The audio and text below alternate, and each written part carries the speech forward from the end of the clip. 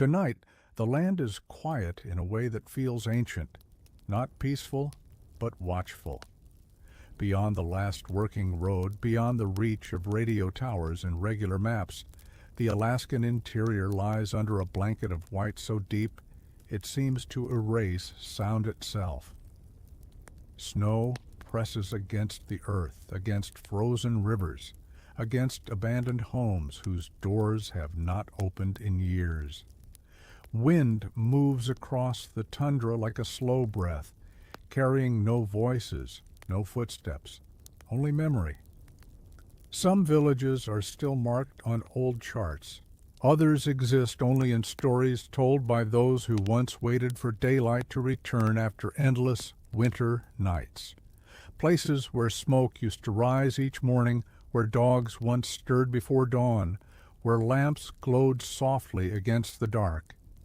Now there is only ice filling doorways, drifted snow swallowing roofs, and silence settling where lives once unfolded. This is not a story of disaster arriving all at once.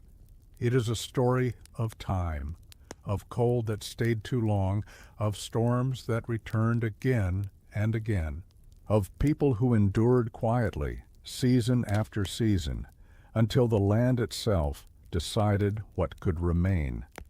Settle back. Let your breathing slow. Let the outside world fade. The blizzard is already here, and it is patient. Long before the villages disappeared, the snow already knew every path. It followed the curves of the riverbanks and the narrow trails pressed into the land by boots and sleds. It settled gently at first, respectful of doorsteps and woodpiles, drifting lightly against walls without complaint. Winters had always come, and they had always left. People understood this rhythm as deeply as they understood the sun's slow return after darkness. Homes were built low and strong, their timbers cut nearby, their walls thick with care. Smoke rose from chimneys each morning, not as a signal of survival, but as a simple habit. Fires were fed, meals were shared, days passed measured by light rather than clocks. The wind, then, was only a visitor.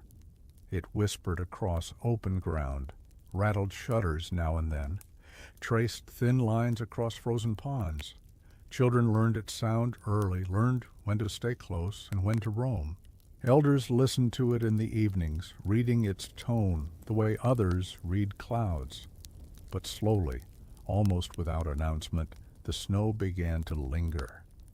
Spring arrived thinner each year, its warmth brief and uncertain. Rivers broke later, healed earlier. Ice thickened in places where it once moved freely. The ground stayed hard beneath the sun, reluctant to soften. No one spoke of leaving. There was always another winter behind them, and always the belief that the land tested those who lived upon it. The response was patience. Repairs were made carefully, stores were kept fuller, dogs were fed first on the coldest nights. Then came the storm that did not end when expected. Snow fell without pause, not heavy, not dramatic, just constant, layer upon layer, smoothing edges, filling spaces. Paths vanished quietly, familiar distances grew longer. The wind returned, stronger now, learning new voices as it moved between buildings. Doors began to open more slowly. Still, life continued. Lamps burned, fires stayed lit. The villages held their shape against the white. For a while. At night, when the wind pressed close and the world beyond the windows disappeared entirely, there was a sense, barely noticed, that the silence was listening back and that it would remember. The first winter without edges arrived quietly. Darkness settled earlier each day, not suddenly, but with a steady confidence that left little room for argument. The sun skimmed the horizon like a thought half remembered, then slipped away again. What light remained felt thin, almost fragile, spreading across the snow without warmth. Inside the homes, routines adjusted. Lamps were lit earlier and kept burning longer. Hands learned to work by glow and shadow. Time stopped being counted in hours and began to move by habit, by meals prepared, by fires tended, by the slow rhythm of breathing in rooms made small by cold. Outside, sound changed. Snow absorbed footsteps, softened distance, dulled direction. A person could stand only a short way from a doorway and already feel separated, as if the land had closed its eyes. Wind no longer announced itself from far away. It arrived suddenly, pressing against walls, circling corners, then fading again, leaving behind a deeper quiet than before. Dogs grew restless during the long nights. They shifted and listened, ears turning toward nothing visible. They sensed changes before people did, the way cold thickened the air, the way storms gathered without clouds, the way the land held its breath. Food was still enough, supplies were still counted and shared carefully. No one spoke of shortage aloud. There was no panic, only adjustment. Hands grew rougher, movements became slower, more deliberate, conserving warmth. Sometimes, when the wind paused completely, the silence felt almost heavy. It pressed against the ears, filled the spaces between thoughts. In those moments, memories surfaced uninvited. Summer light on water, the sound of voices carrying easily across open ground, the smell of earth when it was soft. Then the wind would return and memory would retreat again. Snow climbed higher along the walls. Windows became smaller, framed by frost that crept inward each night. Doors had to be cleared more often, opened with effort, as if the outside resisted being disturbed. The villages still stood together, bound by familiarity and quiet trust. But the land around them was changing its tone, teaching a different kind of patience. The night no longer felt like something that would pass quickly. It felt settled. And beneath it all, unseen and unspoken, the snow continued to learn the shape of every home, every path, every place where warmth still existed. At some point, the wind stopped asking to be let in. It no longer circled the villages as a visitor, testing doors and windows before moving on. Instead, it stayed. It pressed itself into the spaces between buildings, leaned its weight against roofs, and moved through narrow passages with practiced ease. Its sound changed, losing sharpness, becoming deeper and more constant, like breath drawn slowly through clenched teeth. Snow no longer fell only from the sky. It arrived sideways, upward, rebounding from the ground and walls, filling the air until distance disappeared entirely. A person stepping outside could no longer tell how far they had gone. Landmarks softened, then vanished. Even familiar paths dissolved into uniform white. Travel shortened. Where once people moved easily between homes, now they measured each step, counting distance carefully, turning back before uncertainty could grow. Ropes were tied between doorways, not out of fear, but respect. The land was no longer forgiving of mistakes. Inside, warmth became a discipline. Fires were fed slowly, never allowed to burn too high or too low. Wood was stacked closer to walls, closer to hands. Sleeping places shifted inward, away from outer edges where cold gathered quietly. Voices lowered without anyone noticing. Conversation became spare, purposeful. Silence filled the rest, not uncomfortable, but attentive. Every small sound, a shifting board, a settling beam, was noticed and weighed. Sometimes the wind stopped entirely. These moments were the hardest. Without its voice, the world felt unnaturally still. Snow hung in the air, unmoving, breath sounded too loud. In that stillness, The absence of life beyond the walls became impossible to ignore. No distant movement, no answering sound, only the villages, held together by thin lines of light. When the wind returned, it almost felt like relief. Yet something had changed. The storms no longer felt separate from the land. They felt like an extension of it, as if the tundra itself had learned to move. Roofs bore heavier loads now. Beams groaned under weight, not meant to linger this long. Repairs became constant, quiet work done in short windows when the wind loosened its grip. Still, no one spoke of leaving. Leaving was a large word, and the night was already full. But the land had begun to decide which paths would remain and which would be erased first. Days did not end anymore. They simply thinned. Light arrived reluctantly, spreading weakly across the snow before retreating again, as if uncertain it belonged there. Shadows lost their sharpness. Everything appeared smoothed, softened, reduced to essential shapes. Color faded until the world became a quiet conversation between white, gray, and the pale blue of distant cold. Work continued, but it took longer. Tasks once finished in an hour stretched across a day. Gloves stiffened quickly. Tools grew heavy, uncooperative. Breath crystallized in the air and fell back like fine dust. Every movement required intention, as if the land demanded explanation for each action. Inside the homes, the walls seemed closer. Snow pressed against them from the outside, filling gaps, sealing cracks. Windows became small circles of dim light, their edges thick with frost. Looking out no longer offered distance, only reflection, faces floating faintly in the glass, framed by ice. Food was still prepared carefully, portions steady, no changes announced. There was no hunger yet, but there was awareness. Stores were checked more often, not because they were low, but because counting had become comforting.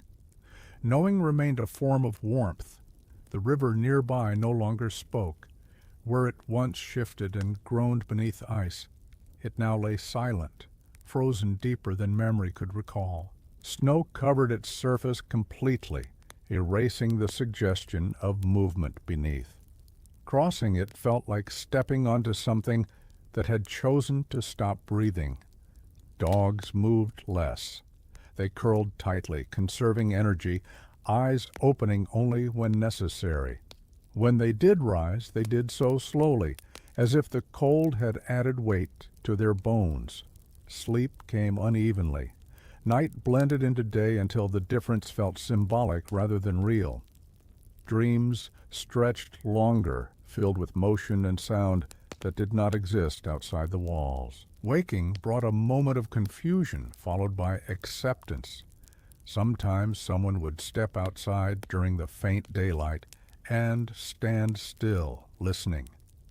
There was nothing to hear, no birds, no distant water, only the soft whisper of snow shifting against itself. It was a silence that did not feel empty, but complete, like the land had finished speaking and was waiting to see who would remain. The villages endured, but their edges were softening now, not just in shape, but in presence. Paths disappeared overnight. Familiar markers vanished beneath drifts that showed no sign of melting. The days grew narrower, and beyond them, unseen, the season continued its patient advance. As the cold deepened, the houses began to change their behavior. They no longer creaked and shifted as they once had. Wood tightened under the pressure of ice and long darkness, settling into a strained stillness. Walls held their breath. Floors no longer sighed beneath footsteps. Even the smallest sound seemed to disappear into the thickness of the air. People moved differently inside them. Steps became softer, slower, as if sound itself could disturb the balance that kept warmth inside. Doors were opened only when necessary and always with care. The brief exchange of cold and heat felt heavier now, more costly, as though the outside took note of every opening. Snow climbed steadily. It reached the lower edges of windows, then pressed higher, turning glass into pale mirrors. Light entered reluctantly, filtered, and dim. Some windows were abandoned altogether, left buried, their purpose surrendered to the season. Inside, spaces were reduced. Rooms near outer walls were closed off. Living areas gathered inward around heat, around presence. The homes felt smaller, but also more focused, less about comfort, more about continuation. Time slowed further. Without strong daylight, the sense of sequence weakened. One day resembled the next, so closely that memory blurred their edges. What mattered was not when something happened, but whether it was done, fire-fed, food prepared, tools returned to their places. Outside, the wind carved new shapes into the snow.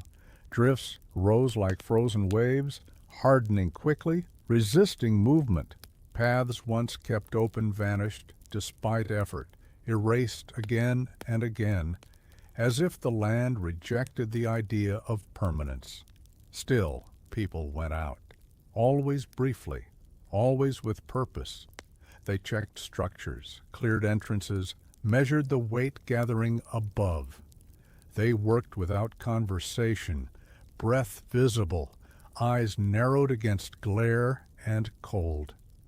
When they returned indoors, silence followed them, not emptiness, presence, a quiet that wrapped around the body, pressing gently, reminding them that they were not separate from the world outside, only temporarily sheltered from it. At night, when lamps flickered and shadows stretched along low ceilings, the villages felt suspended in time, as if the land had paused them mid-breath, holding them there between past and whatever might come next. The houses remained standing, but they were no longer fighting the cold. They were enduring it. The first door did not open because it could not. Snow had sealed it overnight, pressed hard by wind and cold until wood and ice became one surface. When effort was applied from the inside, the door held firm, unyielding, as if it had decided its role had changed. No alarm followed. Another entrance was cleared instead, another path made. This was understood as part of winter, an inconvenience rather than a signal. Yet the closed door remained, marked only by a drift with no edges, no visible line where a doorway had once been. As days passed, more doors became difficult. They required clearing twice, then 3 times. Snow returned quickly, silently, reclaiming space. The effort of opening and closing grew heavier, each movement costing warmth, breath, and time. Some buildings were visited less often, not abandoned, just approached with care. Storage sheds, workspaces, rooms once used daily now felt farther away, not in distance, but in effort. The villages began to contract, tightening around what remained most necessary. Footprints vanished within minutes outside. There was no longer a visible record of movement. The land erased passage almost immediately, leaving no proof that anyone had been there at all. This made each step feel more deliberate, more temporary. Inside one house, a lamp burned longer than usual. No one noticed at first. Fuel was still available, and the flame was steady. But later, when the light should have dimmed, it remained unchanged. There was no movement behind the windows, no sound when the wind paused. Someone went out to check. The walk was short, careful. The door, when reached, did not respond. Not because it was sealed, but because nothing answered from within. Snow had gathered quietly against the walls. already beginning to blur the outline of the structure. The lamp continued to glow faintly behind frosted glass. No announcement followed this discovery, no gathering, no spoken conclusion. The light was eventually extinguished from the outside, the flame released gently, as if not to disturb whatever had settled there. The house remained, but it no longer belonged to the living village. The silence grew slightly heavier after that, as if the land had absorbed another story and stored it beneath the snow. And winter continued, unchanged by the shift. After the first house went quiet, words became more careful. No one spoke directly about what had happened. There was no need. The absence settled into daily awareness, as tangible as the cold pressing through boots and gloves. It lived in the way people paused before passing certain paths, in how eyes lingered on darkened windows before turning away. Work continued, but it carried new weight. Movement slowed further, not from fatigue alone, but from thought. Each task was measured against effort and necessity. Some were postponed. Others were done earlier than before, as if to stay ahead of a future no one described. Inside the remaining homes, people stayed closer, not out of fear, but efficiency. Warmth was shared. Silence was shared too. Presence mattered more than conversation. Simply knowing someone else was breathing nearby carried meaning. Outside, snow reshaped the villages steadily. Low fences vanished first, then smaller outbuildings. Roof lines softened, their angles blurred until structures looked more like hills than homes. From a distance, it became difficult to tell where the village ended and the land resumed. Tracks from animals were rare now. Even the creatures that moved easily through winter seemed to avoid the area, as if sensing something settled and unmoving. The world felt increasingly closed, turned inward upon itself. Night pressed longer. Darkness no longer felt like a pause between days, but the dominant state interrupted only briefly by dim light. Lamps were conserved more carefully, flames were lowered, shadows grew thicker, clinging to corners and ceilings. Sleep came in fragments. Dreams returned often, filled with movement, walking without resistance, hearing water, feeling air that did not burn the lungs. Waking brought stillness again, and the quiet acceptance of it. One by one, tasks were dropped, not dramatically, simply allowed to fade. Repairs that would not last, paths that would not stay open. The village adjusted itself to what the season would allow, shedding anything that demanded more than could be given. The unspoken truth lingered like frost on the inside of walls. Winter was no longer something being endured until it passed. It was something that had arrived to stay. The storm arrived without ceremony. There was no clear beginning, no moment when it could be said that conditions had changed. Wind simply failed to ease. Snow failed to stop. The world narrowed further until even the idea of distance felt uncertain. Daylight vanished almost entirely.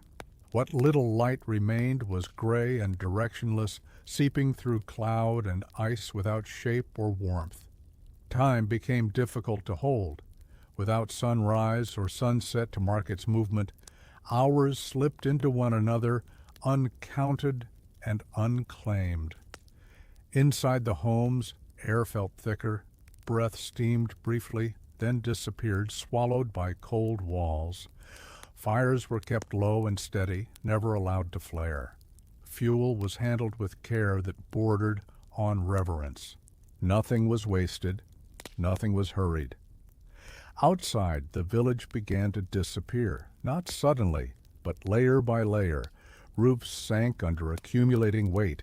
Walls bowed slightly, then held. Snow flowed over structures like water, over stone, filling spaces, smoothing angles, burying signs of human presence beneath uniform white. Even sound changed. The wind lost its sharp edges, becoming a constant muted pressure. It no longer howled or whistled, it pressed, it leaned, it surrounded. Silence lived beneath it, deep and complete, as though the land itself had chosen to listen inward. Movement between homes became rare. When it happened, it was deliberate and brief. Figures leaned forward against unseen resistance, ropes taut in gloved hands. Visibility shrank to a few steps at most. Beyond that, there was only white and the faint suggestion of direction. Returning indoors felt like surfacing from depth. Warmth was relative now, subtle rather than comforting. Hands tingled painfully before sensation returned. Faces burned, then numbed. Recovery took time, and no one rushed it. Another building went dark during the storm. No light appeared behind its windows when others still glowed faintly. No smoke rose from its roof. The storm covered it quickly, erasing its outline before attention could linger. No one went out to confirm. Not yet. The storm did not care. It continued its slow, relentless movement, unconcerned with what it buried or preserved. It did not arrive with violence. It arrived with patience. And it stayed. When the storm finally eased, it did not leave behind clarity. The wind softened, but did not disappear. Snow stopped falling, but the air remained thick, heavy with cold. The world outside felt altered, as if something essential had been rearranged while no one was watching. What emerged from the storm was smaller. Buildings that once stood apart now appeared connected by continuous drifts. Some roofs were barely visible, their shapes flattened and pressed into the land. Others had vanished entirely, their presence suggested only by uneven ground and subtle shadows beneath the snow. Paths no longer existed. Where people had once moved freely between homes, there was now no indication of direction. Every step into the open felt like crossing unknown ground, even within the heart of the village. Silence deepened. Not the silence of windless air, but the silence of absence.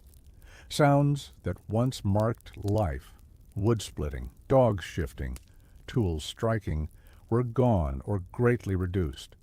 What remained was the quiet persistence of cold, steady and unresponsive. Inside the remaining homes, light was scarce.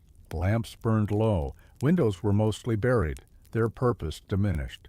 Interiors existed in a state of half-shadow where objects were known by memory more than sight. Another structure was acknowledged without words. Its door had not been cleared after the storm. Snow had sealed it completely, smooth and unbroken. No smoke rose, no sound carried from within. It joined the others quietly, becoming part of the land rather than the village. No gathering marked this change. People adapted instead. They shifted routines, shared space more closely, consolidated warmth and effort. The village contracted again, focusing inward, reducing itself to what could still be maintained. Outside, the land reclaimed everything with calm efficiency. Snow hardened, ice thickened. The storm's work settled into permanence. What had been temporary now felt fixed, as though the land had decided which shapes would remain visible and which would be erased. The village still existed, but it was no longer a place you could find easily. It had become something remembered more than seen. Survival did not arrive with relief. It arrived with stillness. After the storm, there was no sense of victory, no moment when anyone felt spared. The quiet that followed felt heavier than the wind had been, as if the land itself was waiting to see what would move next. Very little did. The remaining homes stood close now, half buried. Their outlines softened until they appeared grown from the snow rather than built upon it. Doors were cleared only enough to allow passage. No effort was made to reclaim what lay beyond immediate need. Inside, life reduced itself further. Heat was shared carefully. Meals were smaller, slower. Eating became a measured act, not of enjoyment, but of balance. Bodies adjusted to less without complaint, conserving energy in ways learned over generations. Speech thinned, not because there was nothing to say, but because words felt unnecessary. Understanding moved quietly between people, expressed through movement, through the offering of space, through the timing of actions. Silence became a language that required no translation. Outside, the world looked finished. Snow stretched uninterrupted in every direction, smooth and unmarked. The horizon dissolved into the sky, leaving no clear boundary between earth and air. Standing there felt like standing inside something vast and complete, something that had no room for human scale. One morning, no smoke rose at all, not from any roof. The cold had reached a depth where even smoke failed to lift, sinking instead, clinging low, then fading into the white. The signal of warmth no longer traveled. It stayed hidden, close to the ground. Movement became rare. Each time someone stepped outside, it felt like an interruption, a small disturbance in a settled world. The land accepted it briefly, then erased it completely. The villages had survived the storm, but survival now meant something different. It meant staying quiet enough to remain. Time began to move differently. It did not stop, but it thickened, as if each moment had gained weight. Mornings did not announce themselves. Waking came gently, without urgency, without the need to measure how much had passed since sleep began. Inside the remaining homes, days were shaped by small, quiet signals. A fire settling lower, a pot cooling, breath-changing rhythm in the dark. These were the markers now. Not hours, not dates. Bodies adapted. Movements grew economical, stripped of anything unnecessary. Hands learned exactly how long they could be exposed before pain arrived. Eyes adjusted to dimness, finding meaning in outline and memory rather than detail. Outside, the land appeared unchanged. Snow held its shape perfectly, unbroken by wind or step. It reflected light without offering warmth, creating a brightness that felt distant, unreachable. The sky remained pale and empty, stretched wide above a world that had gone inward. Sometimes someone stood near a buried window and listened. There was nothing to hear, no echo, no far-off sound carried by air. The silence felt complete, as if the land had folded in on itself and closed every opening. In that stillness, memory grew louder, not sharply, not painfully, but persistently. The mind returned to small things, the sound of water moving under ice, the weight of tools used daily, the way light once entered rooms freely. These memories did not hurt. They simply existed, like objects set carefully on a shelf. Another structure disappeared without ceremony. Snow drifted higher along its roofline until shape dissolved entirely. What remained was a smooth rise in the ground, indistinguishable from the rest of the landscape. No one marked the place. There was nothing to mark. The village had become quiet enough that even loss made no sound. Time continued its slow movement, carrying everything gently, evenly, without preference. And winter remained, steady and patient, as it always had been. The snow did not take everything. Some shapes remained, preserved with careful indifference. A corner of a roof still visible, the curve of a doorway half remembered beneath ice, a post rising just enough to suggest where a path once began. These fragments stood quietly, neither useful nor gone, held in place as if the land had decided they were worth keeping for reasons it did not share. Inside the homes, attention narrowed further. There was less looking outward now, less wondering what lay beyond the walls. The world had reduced itself to what could be reached without effort, what could be warmed, what could be maintained without loss. Clothing was repaired again and again. Stitches grew uneven, thickened by repetition. Fabric softened where it was handled most. Nothing was replaced. Everything was adapted. Objects carried their age openly, no longer pretending to be new. Breathing slowed, not from weakness, but from adjustment. Bodies learned to take in only what was needed, releasing the rest. The cold shaped this rhythm gently, persistently, until it felt natural. Outside, the sky remained empty. Clouds moved so slowly they were almost still. Light passed through them without change, casting no shadows, offering no direction. Standing beneath it felt like standing under a paused moment, one stretched thin across the land. The dogs no longer barked. They slept deeply, waking only when necessary. When they did rise, it was with effort, joints stiff, movements careful. Their presence was quiet but constant, another form of warmth shared in small spaces. One home was entered for the last time. Its doorway was cleared enough to pass through.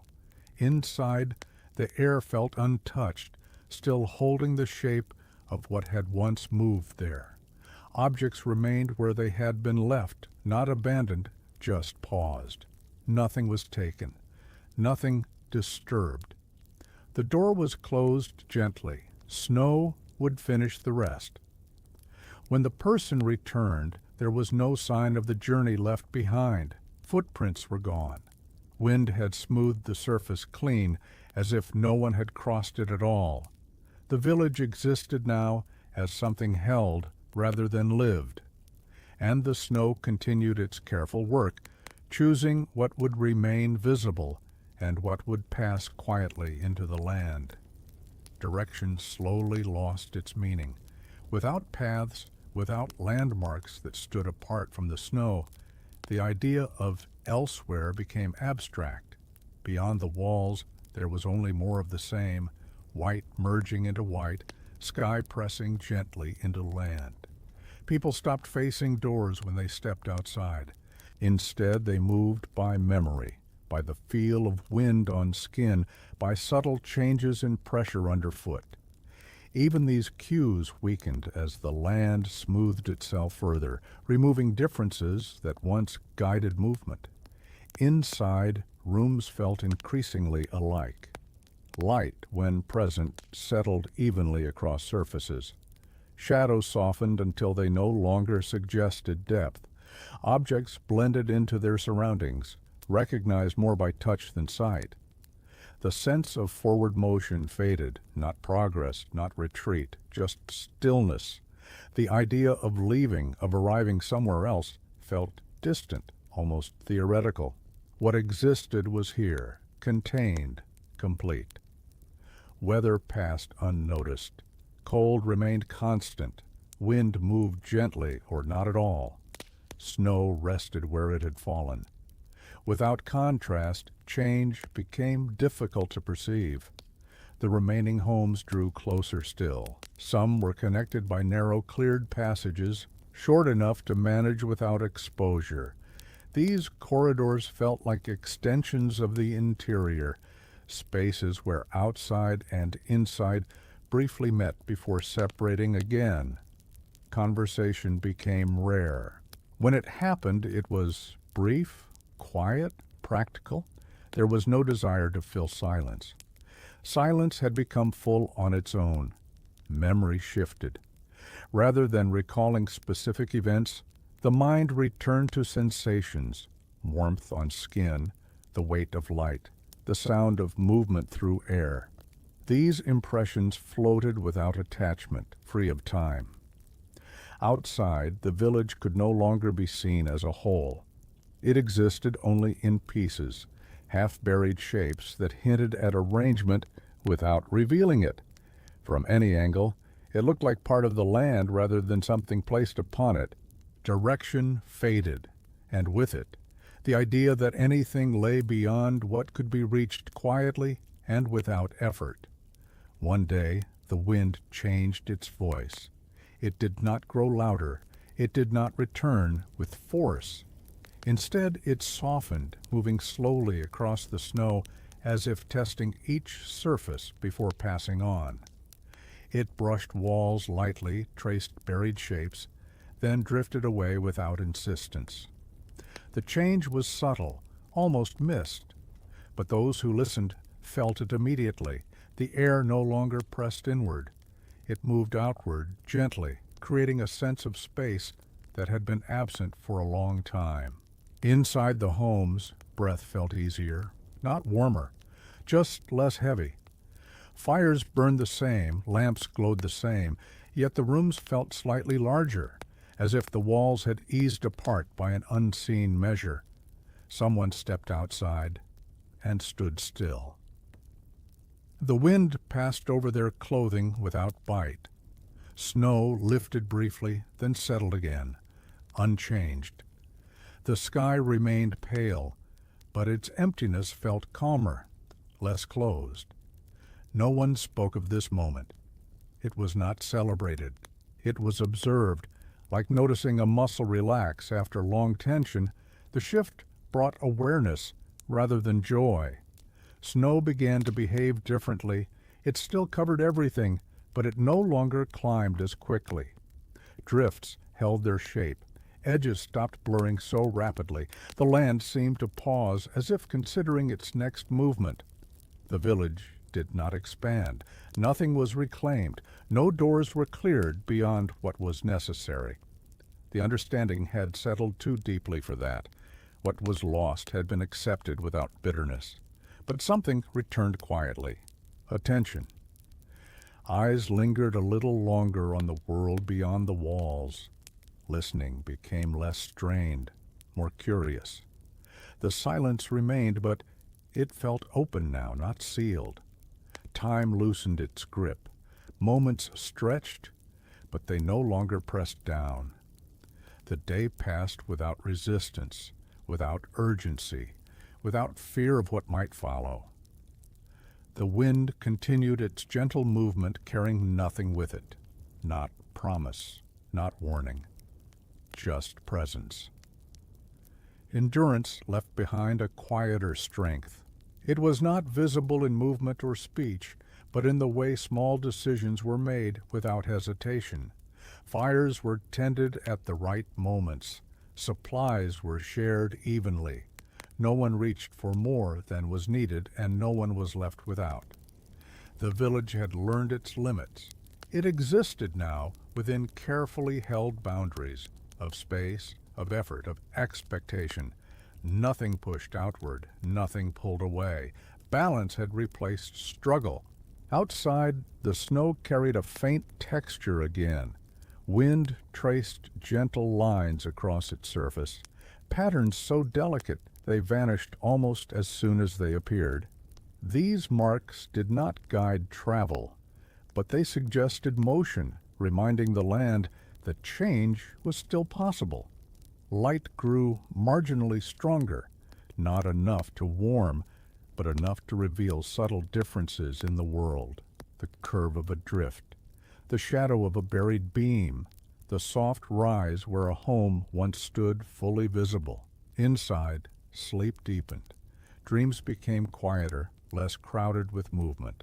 Rest arrived more fully, settling into the body without resistance. Waking no longer carried confusion, only awareness. One morning, smoke lifted slightly higher than before. It did not travel far, but it rose, thin and pale, before dissolving. No one remarked on it. It was simply noted, then released. The land did not respond. It remained vast and silent, unchanged by the smallest signs of persistence. It did not reward survival. It did not punish it either. It allowed it. The villages, reduced and reshaped, continued their quiet existence. Not as they once were, but as something new, something narrower, slower, and more deeply rooted in the present moment. What remained was not hope in the usual sense, it was steadiness. And in that steadiness, life continued, unannounced and unobserved, beneath the endless white. The land did not lean closer, nor did it turn away. It remained as it was, wide, quiet, and complete in itself. Snow stretched outward without interruption, holding the villages gently, neither sheltering nor threatening them. The horizon stayed distant and indistinct, offering no invitation, no barrier.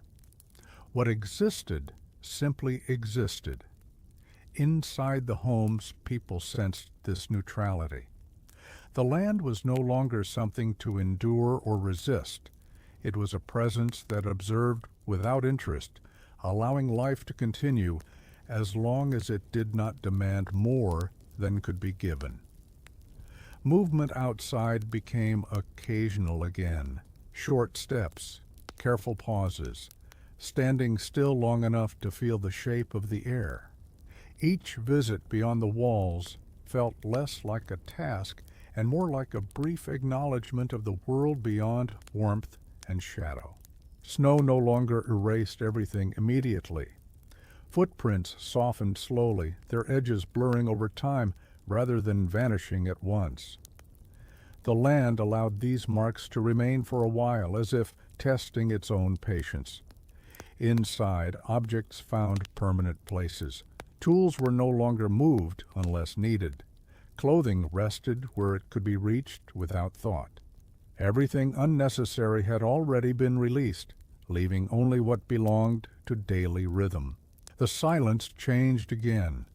It was still deep, still vast, but it no longer pressed inward. It rested around the villages like a wide field, open and unmoving. In that openness, listening became easier, even when there was nothing to hear. Memory grew gentler. The past no longer arrived sharply. It drifted in quietly like light through cloud, touching the present without pulling it away. What had been lost was not forgotten, but it no longer demanded attention. The villages remained small.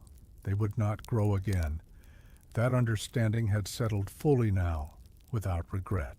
What mattered was not expansion, but continuation, measured, quiet, and deliberate. The land watched, not as a guardian, not as an enemy, simply as land has always watched, without judgment, without urgency, and without end. Small distances began to matter again, not the long journeys of memory, not the paths that once stretched beyond sight, but the few careful steps between doors, the space from fire to wall, the reach of an arm in low light. These distances felt newly defined, as if the world had agreed to allow them back. Outside, the air held a softer edge. Cold remained, firm and steady, but it no longer felt absolute. Breath rose and lingered, visible longer than before, tracing gentle arcs that marked presence without effort. Snow shifted subtly underfoot. It still resisted movement, but it no longer swallowed it. Each step left a shallow impression that lasted, a quiet acknowledgement that someone had passed there. The land did not erase these marks immediately. It let them be. Inside, routines adjusted again.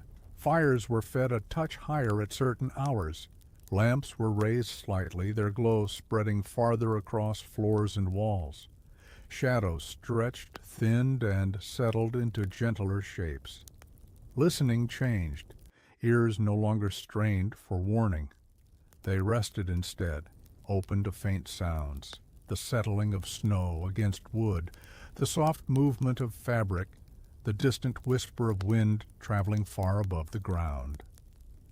One passage between homes was cleared more fully, not widened, not reinforced, just made easier to move through. It shortened the effort required to share warmth and presence.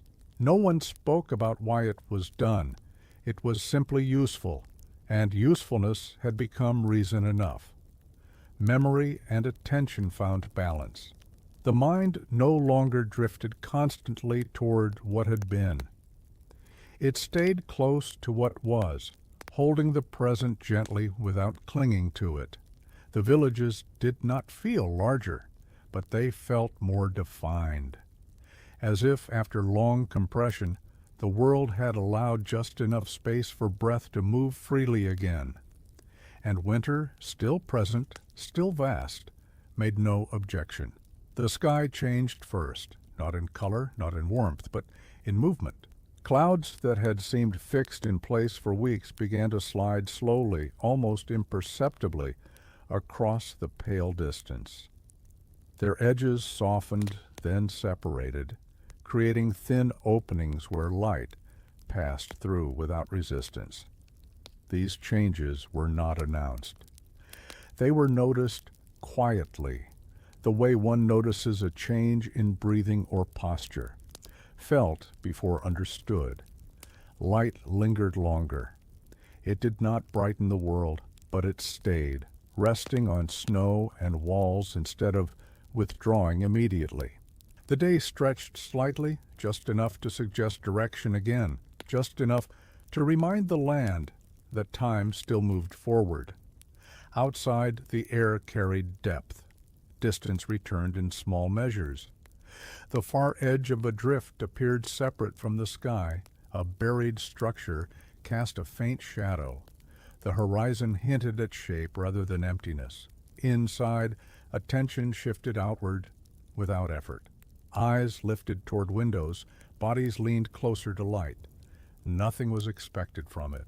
It was simply observed, received aloud. Snow began to release itself, not melting, but settling. Its surface softened slightly, no longer locked in perfect stillness. Tiny sounds returned, the quiet collapse of crystals, the faint slide of weight adjusting beneath itself. The land did not rush. It had taken its time closing around the villages, and it would take its time easing again. No one mistook this shift for an ending. Winter was far from finished, but something had turned. Movement beyond necessity resumed in careful ways. Standing outside lasted a moment longer. Looking outward carried less strain. The world no longer felt completely sealed. The villages remained quiet. They had learned that change did not arrive loudly. It came softly, gradually, asking nothing, offering no certainty. The sky continued its slow drift, and beneath it, life remained, patient, alert, and ready to continue, whatever shape the land would choose next. Warmth returned without arriving. It did not come as a change in temperature, nor as relief in the body. The cold remained steady, firm in the bones and air, yet something softened within it, a subtle easing that could not be measured. It appeared first in how long hands could remain uncovered before pain began, then in how breath no longer felt sharp at its edges. The air entered and left the body with less resistance, as though it had learned the shape of lungs and chosen not to argue. Inside the homes, stillness felt different. It no longer carried weight. It rested instead, calm and neutral, allowing thought to pass through without friction. Silence became a wide surface rather than a closed room. Snow outside changed its voice. When wind moved across it, there was a faint response, not sound exactly, but texture, a soft shift, like fabric settling. The land was no longer entirely rigid. It had begun to listen outward again. One roof was cleared a little more than before, not completely. just enough to relieve pressure. The work was slow, deliberate, and done without urgency. Snow slid away quietly, falling into drifts that accepted it without collapse. No celebration followed. The action was not symbolic. It was practical. The land allowed it, and so it was done. Light continued to linger. It traced the same paths across walls each day, staying a moment longer before fading. These moments were not counted, but they were noticed. Awareness returned gently without hope or fear attached. The villages held their shape. They remained small, gathered inward, unchanged in form. But the sense of being pressed from all sides had eased. Space existed again, not wide space, not freedom, but room enough to breathe. Winter stayed. It had not loosened its grip.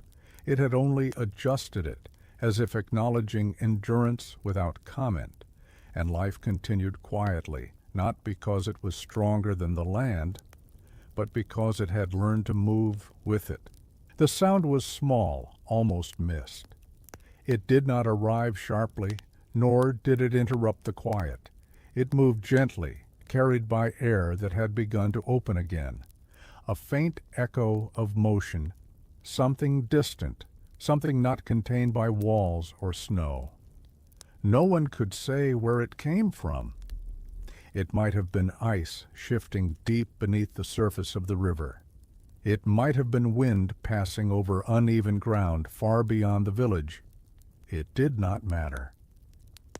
What mattered was that it traveled. For the first time in a long while, sound did not disappear immediately. It moved outward, stretched thin, then faded gradually instead of being swallowed whole. The space beyond the homes felt wider because of it, as if the land had agreed to allow distance again. Inside, people paused, not in alarm, not in excitement, just attention. The moment passed quietly, leaving behind a subtle awareness that the world extended farther than it had seemed. Outside, the air felt layered. Near the ground, cold remained firm and unmoving. Above it, something shifted, an invisible corridor where sound and motion could travel without resistance. The sky held depth again, not just height. Snow reflected this change. Its surface lost some of its hardness, responding gently to pressure. It no longer felt like a sealed barrier, but a skin, thick, cold, and heavy, yet capable of movement. Footsteps, when they happened, made sound now, muted and brief, but present. The land accepted them, recorded them for a time, then slowly softened their edges. Inside the homes, listening became less intense. Ears relaxed. Silence no longer felt like something to guard against. It rested naturally, allowing the smallest changes to be noticed without effort. The villages did not expand. They did not reclaim what had been lost. There was no return to what once was. That shape belonged to another time, sealed beneath the snow. But something had opened. Distance existed again, not as a promise, not as an invitation, but as a quiet fact. And in that fact, life continued its slow, careful movement forward. The land breathed again, slowly, not in warmth, not in softness, but in rhythm. There was a subtle rise and fall to the world now, a sense that it was no longer holding itself rigid against what might come. Snow settled with intention. Air moved with purpose. The river shifted beneath its cover of ice. It did not break. It did not speak loudly, but deep below the surface, something adjusted, releasing pressure built over long stillness. The sound did not reach the villages clearly, yet its presence was felt, carried through the ground rather than the air. Outside, standing still felt different. The cold remained firm and absolute, but it no longer felt final. It was a condition rather than a verdict. Breath left the body and returned without resistance, steady and calm. Inside, movement returned to unused spaces. Rooms that had been closed were entered briefly, not reclaimed, not restored, simply acknowledged. Objects were checked, touched, then left where they were. Nothing demanded change. Light followed predictable paths now. It arrived and departed with gentle consistency, tracing familiar lines across walls and floors. These patterns did not grow brighter, only more reliable. Reliability itself became comfort. Snow released a faint scent, not warmth, not earth, just the clean, dry presence of itself. It carried no memory, no promise. It simply existed, fresh and quiet. The villages remained unchanged in shape, but within them something had loosened. The careful tension that had held every moment began to ease. Effort no longer felt urgent. Attention no longer felt strained. Endurance had become normal. The land did not acknowledge this transformation. It did not respond with mercy or retreat. It remained vast and indifferent, breathing in its own time, unconcerned with those who lived quietly upon it. And yet life continued, steady, patient, and awake, moving forward with the same calm rhythm as the world around it. What remained of the village now existed mostly beneath the snow line. Only fragments showed themselves, an angled roof edge, the dark curve of a beam, the softened rise of a wall, no longer vertical. These pieces did not announce themselves as ruins. They felt more like fossils, held gently in place by layers of white. Walking among them required memory. The land no longer offered guidance. The mind supplied what the eyes could not. Each step was taken with quiet certainty, based not on sight, but on familiarity carried deep within the body. Snow felt different underfoot. It gave slightly now, compressing rather than resisting. The surface no longer rang with hardness. It accepted weight and released it slowly, reshaping itself without protest. Inside the homes, still in use, the sense of shelter deepened. Walls held warmth more reliably. Fires seemed steadier, their flames less restless. Even the air inside felt calmer, as though it had learned it was allowed to remain. There was no thought of rebuilding. The idea did not return with light or softened wind. What had been lost had passed fully into the land, and the land had closed around it. There was nothing to reclaim without breaking a balance carefully earned. Silence remained wide. But it no longer felt endless. It had edges now, soft ones far away, but present. Sounds traveled when they wished to. Stillness rested without pressure. At times, someone paused above a buried structure and stood quietly, not in mourning, not in remembrance, simply acknowledging that life had once unfolded there, and that the land had chosen to hold it close. Snow drifted gently across the surface, smoothing any trace of pause or presence. The moment passed, complete in itself. The village beneath the snow line did not disappear. It remained, preserved in stillness, waiting without expectation as the land continued its slow, unhurried breathing. No one named the season anymore. It was not winter in the old sense, and it was not yet anything else. The word itself felt too narrow for what surrounded them now. What remained outside the walls was a long state of being, cold, quiet, and enduring, without a clear beginning or end. Days passed without distinction. Light arrived, lingered, and faded again, but no one measured its length What mattered was its presence, however brief.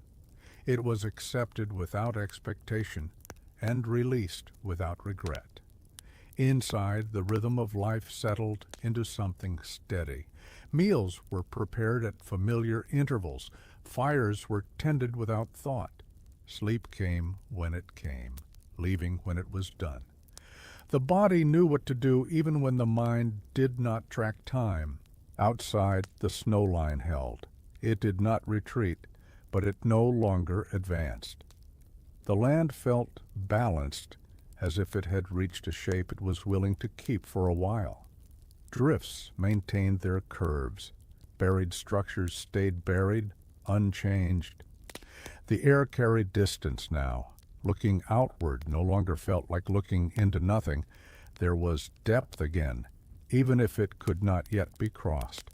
The idea of far away returned, faint but present. Silence continued to dominate, but within it, subtle layers could be sensed, the soft movement of air, the distant settling of snow, the nearly imperceptible shift of ice far below the surface. These were not sounds meant to be heard clearly. They were simply signs that the world was not finished moving. The village remained quiet. No signals rose from it. No smoke marked its location clearly. From afar, it would have been difficult to tell where people lived and where the land simply rose and fell. That invisibility felt right. To remain unnoticed was to remain undisturbed. The land did not press closer, and the village did not push outward. Both existed without conflict. The season continued, unnamed and unmeasured, holding everything gently in its long, quiet pause.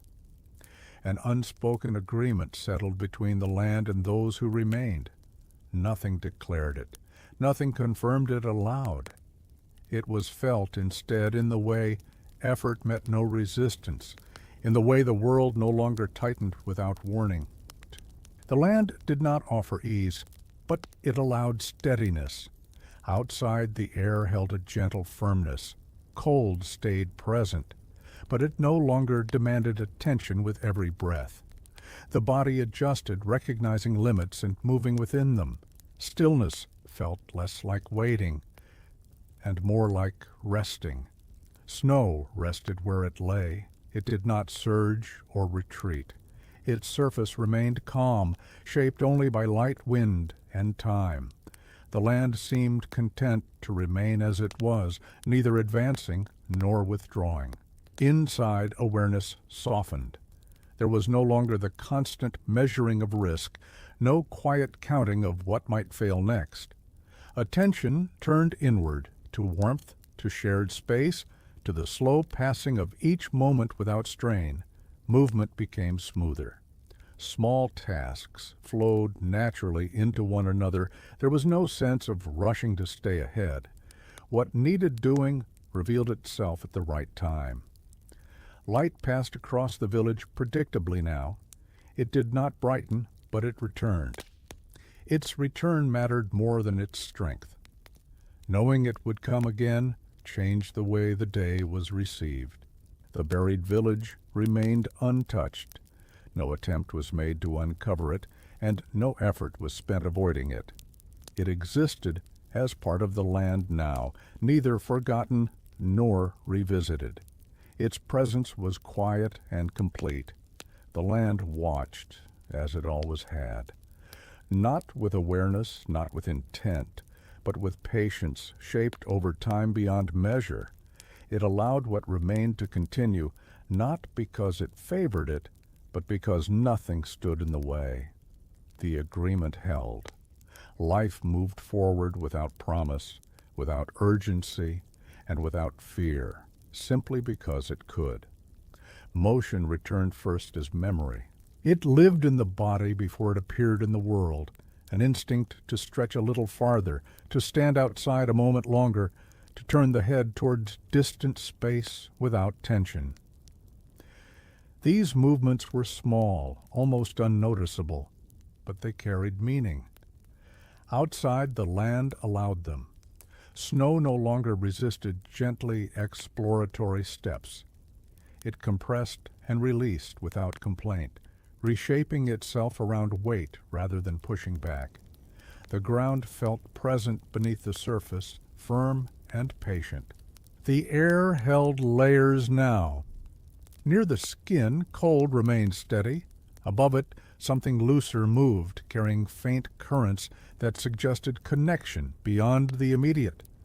Breath rose and drifted rather than falling back at once. Inside, rooms felt less fixed. Not larger, not warmer, simply more responsive. Sound traveled slightly farther. Light reached into corners that had long remained dim. The edges of space softened, becoming less rigid. One person walked a longer path than before. Not far, only a few extra steps beyond what had become routine. The act carried no purpose other than movement itself. When they returned, there was no fatigue, no strain, just the quiet satisfaction of having gone and come back. The buried village remained silent, but it no longer felt heavy. It rested beneath the snow without demand, its presence acknowledged without weight. Memory and ground shared the same calm. Time loosened further. Moments no longer pressed into one another. They unfolded gently, each complete in itself. Waiting no longer felt necessary because nothing was being held back. The land did not react. It did not open wide or pull away. It simply allowed motion to exist again, small and unremarkable, as part of its long, slow rhythm. And within that rhythm, life continued, careful, quiet, and moving forward one measured step at a time. Tomorrow began to take shape without announcing itself. It did not arrive as hope or expectation. It appeared instead as a gentle extension of the present, another quiet space where breath would move, where light would return, where the land would remain as it was. Outside, the sky hinted at change without committing to it. Clouds thinned slightly, their movement more apparent now, sliding across the pale distance with patient intent. The horizon separated itself just enough to be recognized again, a soft line where earth and air met without conflict. Inside, preparation lost its urgency. There was no sense of bracing for what might come next. Fires were tended as they always had been. Food was shared as before. The future did not feel closer or farther away. It simply existed as a continuation of what was already happening. Snow carried quiet memory. Its surface bore faint impressions from recent movement, shallow and temporary. They lingered for a while before softening, reminding the land of presence without insisting on permanence. Listening changed once more. Attention no longer hovered at the edge of warning. It rested easily, open to whatever sounds might pass through the air. Silence felt wide and calm, not something to endure, but something to inhabit. The villages remained small and inward. They would not expand again. That chapter had ended gently, without closure or ceremony. What remained was enough warmth, enough space, enough time. The land continued its slow breathing. It did not offer guidance. It did not withhold it either. It existed as it always had, vast, indifferent, and patient beyond measure. Tomorrow did not promise ease, it promised continuation, and for those who remained, that was sufficient. Daylight learned how to stay without insisting. It did not grow stronger, and it did not hurry. It arrived quietly and rested where it fell, lingering just long enough to be noticed before easing away again. Its presence felt patient, as though it had learned the pace of the land. Outside, the world gained definition. Edges softened, but did not disappear. Snowfields held gentle contours. Buried structures suggested their shapes more clearly now, not emerging, but acknowledging that they still existed beneath the surface. Standing in the light felt different. It no longer pressed against the eyes. It spread evenly, allowing vision to extend farther without effort. Distance returned in modest measures, enough to feel orientation, not enough to invite travel. Inside, light reached deeper. It touched objects that had long remained in shadow, revealing them without demand. Familiar items appeared new only in their clarity, not in meaning. Everything remained where it belonged. Snow responded to the day. Its surface loosened slightly, settling under its own weight. Tiny movements passed through it, adjustments too small to be heard, yet felt through the ground. The land continued its quiet work, reshaping itself with care. No one marked the day as different. It did not feel like a turning point. It felt like a continuation that had found its rhythm. Nothing needed to be named or celebrated. The villages remained unchanged in form. They did not grow outward or retreat further inward. They held their shape naturally now, as if the land and those within it had agreed upon a lasting balance. Daylight stayed a little longer, not as a promise, not as a signal, just as presence. It rested, then moved on, leaving behind a calm awareness that it would return again, and in that awareness, life continued, steady and quiet, beneath a sky that no longer hurried away. The snow began to listen. It no longer lay as a single sealed surface. Beneath its pale skin, it responded to weight, to warmth, to time. When someone stood still, the ground settled slowly, as if acknowledging the presence before accepting it. Outside, the air carried a softness without warmth. Cold remained steady, unchanged in measure, yet it no longer felt sharp. It rested on the skin rather than cutting into it. Breath rose and drifted away, unhurried, leaving the body without resistance. Snow held sound now. A step pressed down and answered faintly. Fabric brushed against itself and carried just enough to be heard. These sounds did not travel far, but they existed, and that was enough to reshape the sense of space. Inside, stillness adjusted. It no longer felt absolute. It allowed movement within it, small and natural. The pause between actions felt restful rather than empty. Light continued its patient return. Each day it lingered in nearly the same way, creating familiarity. Familiarity became grounding. The world no longer felt unpredictable, even if it remained severe. The buried village rested quietly. Its presence no longer felt like loss. It felt like layering, life placed gently beneath life, memory beneath memory.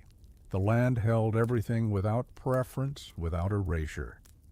Attention shifted outward again, not far, not fast. Just enough to notice how the horizon held its shape, how the sky moved slowly overhead, how the land no longer felt closed. Snow accepted change carefully. It allowed impressions to form and fade in their own time. Nothing was rushed. Nothing was fixed forever. The villages remained quiet. They had learned that survival was not an act of resistance, but of listening, of adjusting to what the land offered without demanding more. And the land, wide and indifferent, listened in its own way too. The world did not open all at once. It opened by inches, a little more space between sky and ground, a little more time before light faded, a little more ease in the way the air moved around the body. None of this changed the cold, none of it softened the land, but it changed how the land was felt. Outside, standing still, no longer carried the sense of interruption. The world did not seem to pause in response. Snow settled, wind moved gently, light rested where it wished. Presence no longer felt like something that needed permission. The horizon clarified, not sharply, not fully, but enough to suggest shape beyond the immediate. Distance returned as an idea that could be held without strain, even if it could not yet be crossed. Inside, quiet became spacious. Silence no longer pressed inward. It expanded outward instead, creating room for thought, for memory, for rest. The mind drifted without urgency, touching moments lightly and letting them go. Snow released itself gradually. Its surface loosened, shifting in tiny adjustments that went unseen but could be felt through the ground. The land continued its slow, careful reshaping, guided by time rather than force. Movement followed this change. Steps became slightly longer, pauses slightly fewer, not because of confidence or desire, but because the world allowed it now. The buried village remained where it was. It did not reappear, and it did not vanish further. It rested beneath the snow, complete and undisturbed, part of the land's long memory. No one spoke of the future. The present was enough. It had shape again. It held direction without pressure, continuity without demand. The world had opened, not wide, not suddenly, but just enough to breathe. And in that narrow opening, life continued, quietly and steadily, exactly as it needed to. Silence remained, but it changed its shape. It no longer felt like a ceiling pressing downward or walls drawing closer. It stretched outward instead, wide and calm, allowing movement within it without resistance.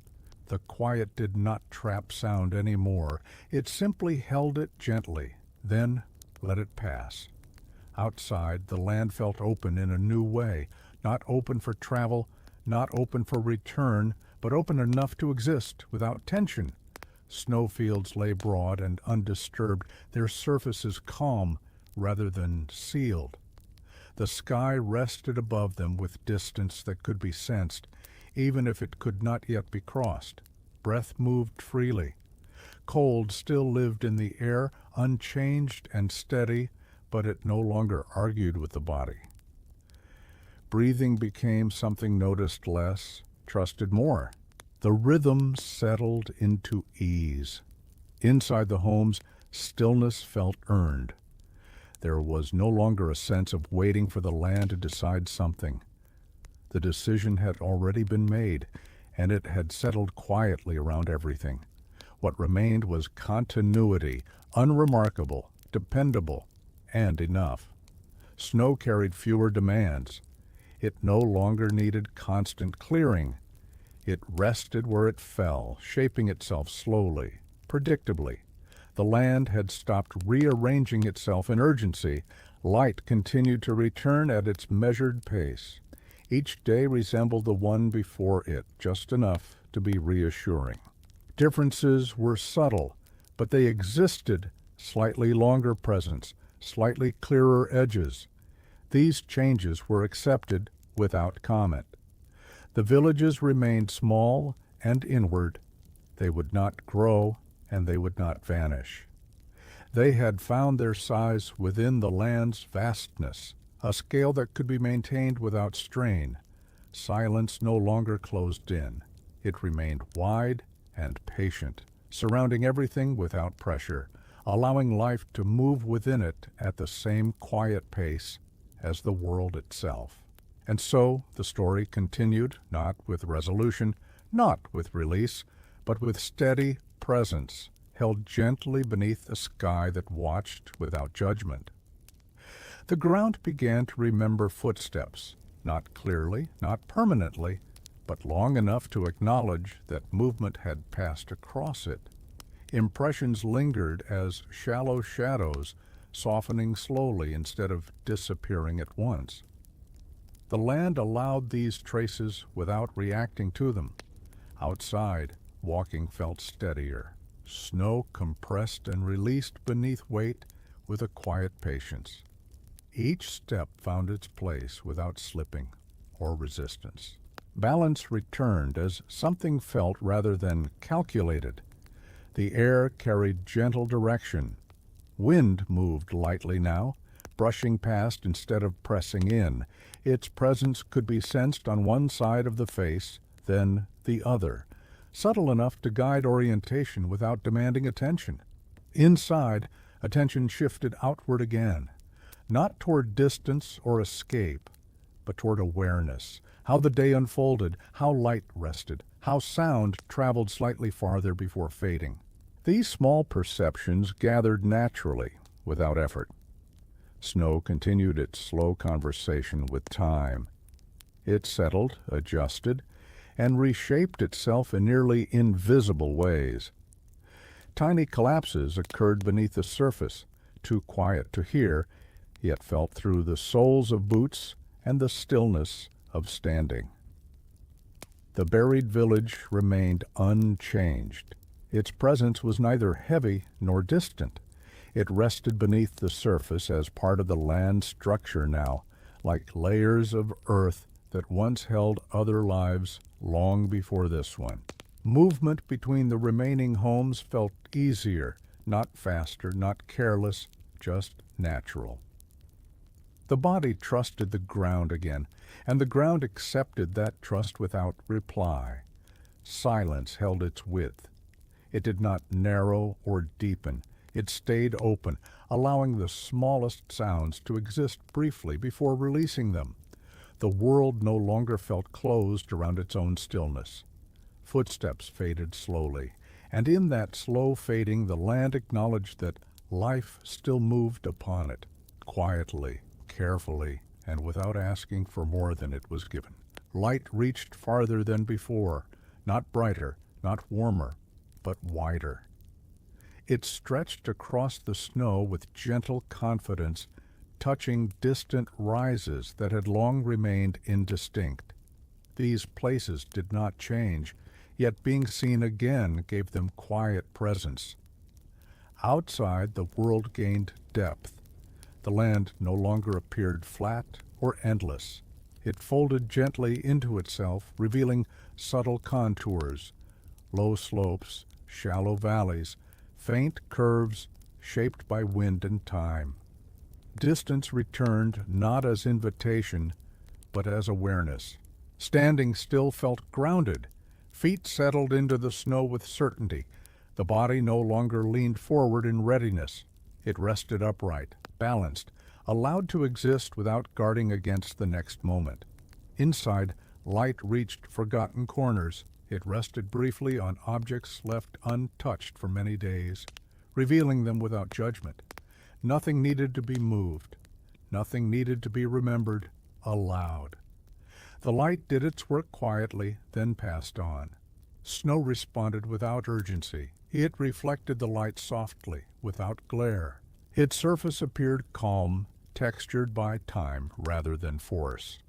The land had settled into itself, content with the shape it held. Listening felt natural again, not watchful, not strained, just open. The world carried its own sounds now, faint and distant, needing no effort to notice. The buried village remained still, but it no longer felt distant. It felt integrated, part of the same ground that now held light and shadow together. Past and present rested in the same place without conflict. The day passed without resistance. Light arrived, light stayed, light left. Nothing demanded acknowledgement, and beneath that quiet sequence, life continued, steady, attentive, and deeply rooted in the moment as it unfolded. The air learned new paths across the land. It no longer moved as a single weight pressing downward. It flowed instead, gently dividing itself around rises and hollows, finding quiet roots that carried sound and scent without effort. Standing still, it was possible to feel these currents pass, soft, deliberate, unhurried.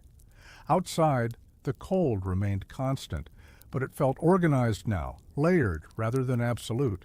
Near the ground it rested heavy and calm. Above it something looser moved, creating space where breath could drift before settling again. Snow reflected this change. Its surface held faint variations, slight ripples, shallow lines, evidence of air moving thoughtfully rather than forcefully. These marks were not signs of disturbance. They were signs of balance. Inside, rooms felt connected again. Sound traveled from one space to another without fading immediately. Footsteps echoed gently, then softened. The sense of isolation between walls eased, replaced by a quiet continuity. Listening became effortless. There was no longer a need to separate silence from sound. Both existed together, layered and calm. The smallest noises found their place naturally, then disappeared without leaving tension behind. Movement outside lasted a moment longer. Standing beneath the sky no longer felt like stepping into resistance. The body adjusted easily, recognizing the air as something that moved with it rather than against it. The buried village remained untouched. Its presence was steady and complete, resting beneath the snow as part of the land's structure.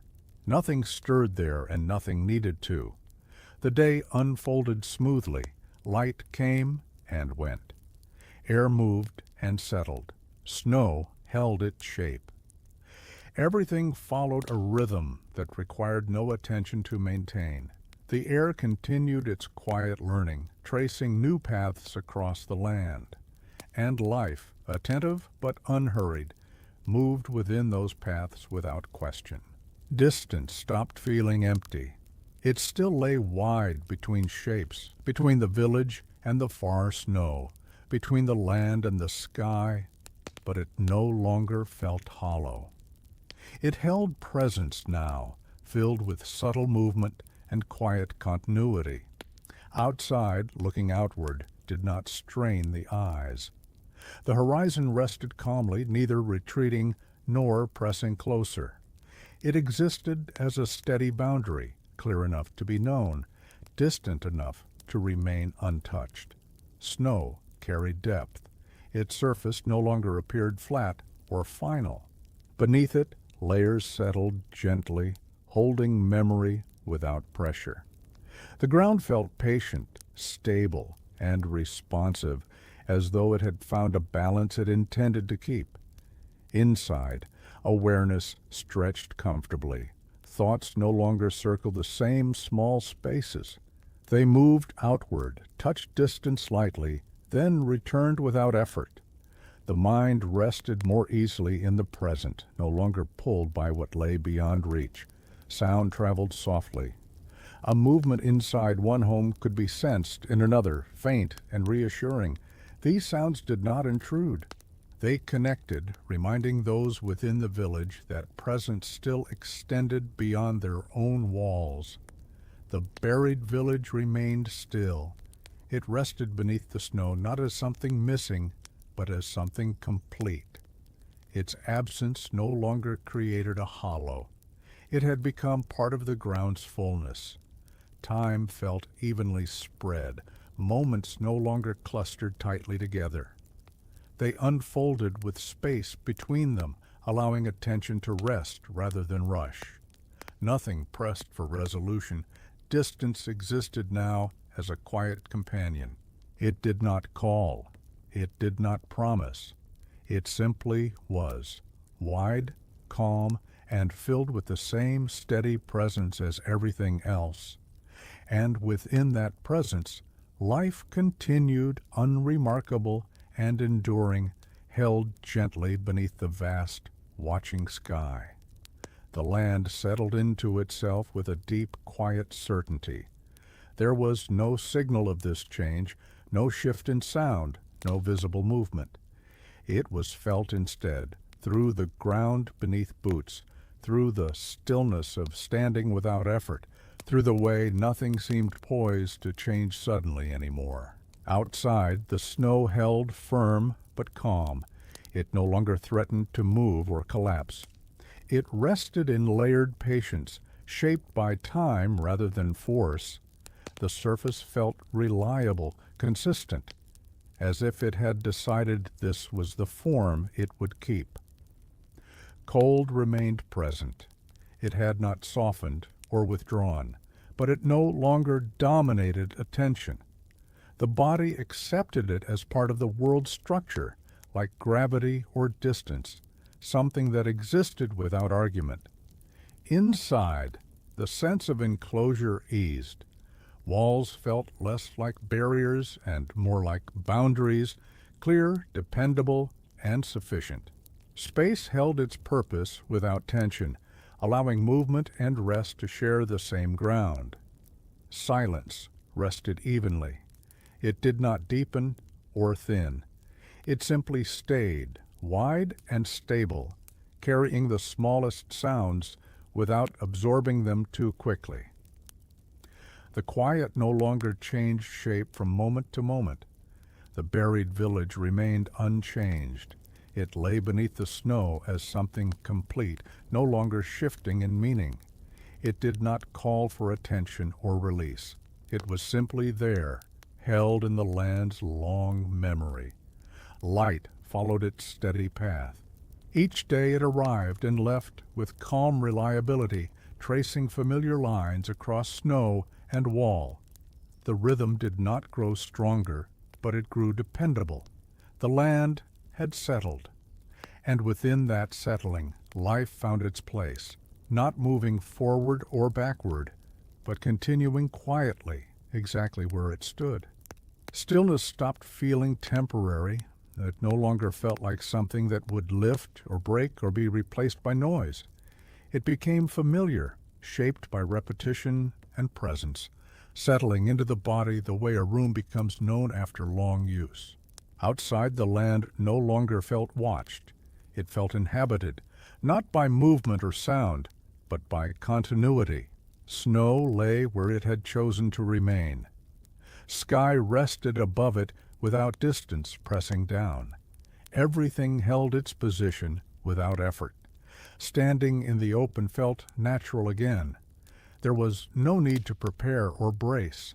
The body adjusted instinctively, finding balance without thought. Breath moved in and out without friction, slow and steady, as if it belonged to the air itself. Inside, spaces carried warmth differently. Not more of it, but steadier.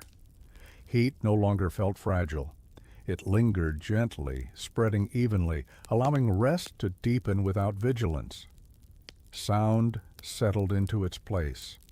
A movement here, a quiet shift there. Each sound existed briefly, then faded without leaving an echo of concern. Silence accepted them all without changing its shape. The buried village remained part of the ground. It was no longer thought of as lost. It had become layered, life resting beneath life, memory beneath present breath. The land held it without distinction. Time passed without being noticed. Moments did not ask to be marked. They arrived complete and left just as quietly, creating a flow that required no attention to follow. Stillness became home, not because it replaced anything, but because it had always been there, waiting patiently for everything else to grow quiet enough to recognize it. And within that stillness, life continued, soft, steady, and entirely present. Continuation arrived without announcement. There was no moment when anyone felt they had crossed into something new. The day simply followed the one before it, carrying the same calm weight, the same steady breath. What had once felt uncertain now felt established, not because conditions had improved, but because they no longer needed explanation. Outside, the land held its posture. Snow rested in deliberate layers. The sky maintained its wide, pale distance. Wind moved only when it wished to, tracing slow lines that softened and disappeared without consequence. Nothing pushed. Nothing retreated. Inside, actions required less thought. Hands moved to familiar places. Tasks unfolded naturally, guided by habit refined through long attention. Effort remained, but it no longer felt fragile. It belonged to the day as surely as light and dark. Listening became gentle. There was no longer a need to separate signal from silence.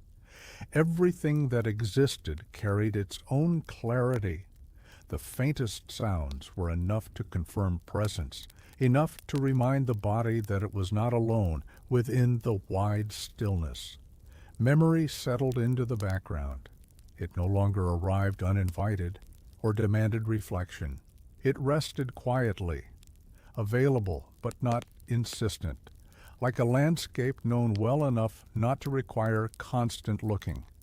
The buried village remained unchanged. Its place beneath the snow felt final in the most peaceful sense, not ended, not erased, simply held. It no longer defined what was lost. It defined what had been absorbed. Time continued its steady movement, not fast, not slow, just consistent.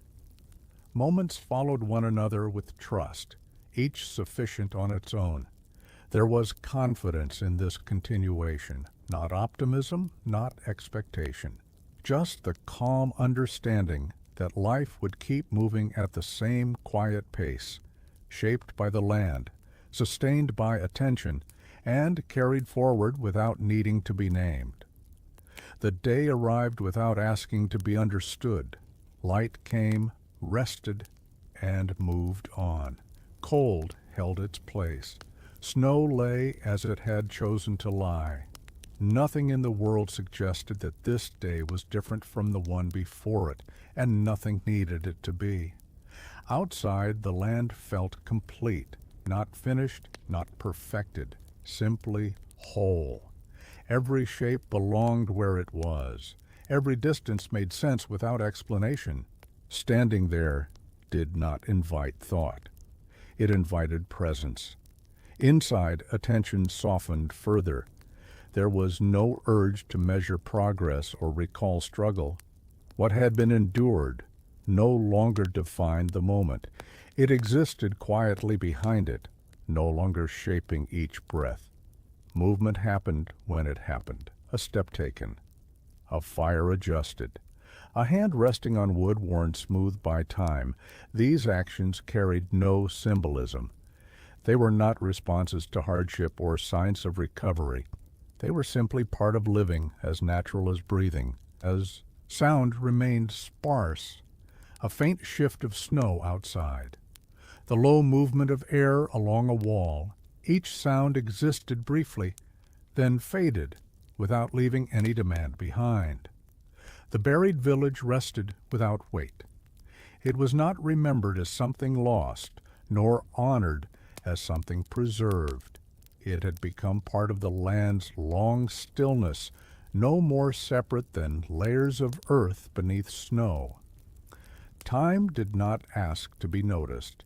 It moved gently, evenly, without dividing itself into moments that required attention. The day did not need meaning to pass, and that quietly was enough.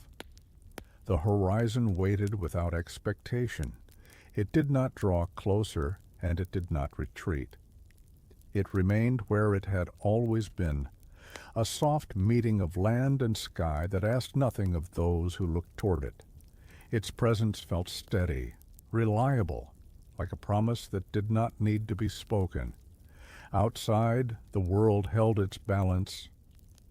Snow rested across wide distances, unbroken and calm. Light touched it gently, revealing faint contours that suggested depth without inviting movement. The land felt settled, as if it had decided to remain exactly as it was for a while.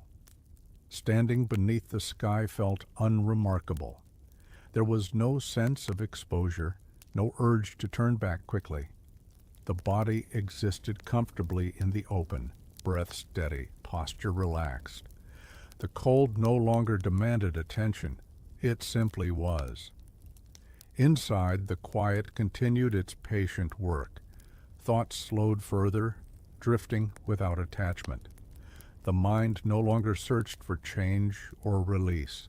It rested easily within the present, supported by the steady rhythm of the day. Sound traveled only when necessary. A small movement here, a soft response there, nothing more. Silence remained wide and open, allowing these sounds to appear and disappear without altering its shape. The buried village stayed still. Its presence felt distant in time rather than space, layered beneath everything that now existed. It no longer suggested return or regret. It belonged to the land completely. The horizon remained, not as a destination, not as a boundary, just as a quiet line that waited, patient and unchanged, holding the world together at its far edge.